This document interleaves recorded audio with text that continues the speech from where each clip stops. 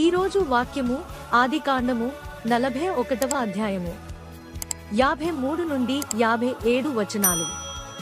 ఐగుప్తు దేశమందు సమృద్ధిగా పంట పండిన సంవత్సరములు గడచిన తరువాత యోసేపు చెప్పిన ప్రకారము 7 కరువు సంవత్సరములు ఆరంభమాయను గాని ఐగుప్తు దేశమందంతటను ఆహారముండెను.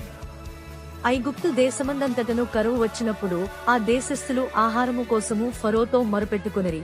అప్పుడు ఫరో, మీరు యోసేపుద్దకు వెళ్లి అతడు మీతో చెప్పునట్లు చేయుడని ఐగుప్తీయులందరితో చెప్పెను. కరువు ఆ దేశమందంతటను ఉండెను గనుక యోసేపు కొట్లన్నీ విప్పించి ఐగుప్తీయులకు ధాన్యమమ్మకము చేసెను. ఐగుప్తు దేశమందు ఆ కరువు భారముగా ఉండెను, మరియు ఆ కరువు ప్రతి దేశమందు భారమైనందున సమస్త దేశస్థులు యోసేపు నొద్ద ధాన్యము కొనుటకు ఐగుప్తునకు వచ్చిరి. దేవుడు ఈ చిన్ని లేఖన భాగాన్ని దీవించి ఆశీర్వదించునుగాక.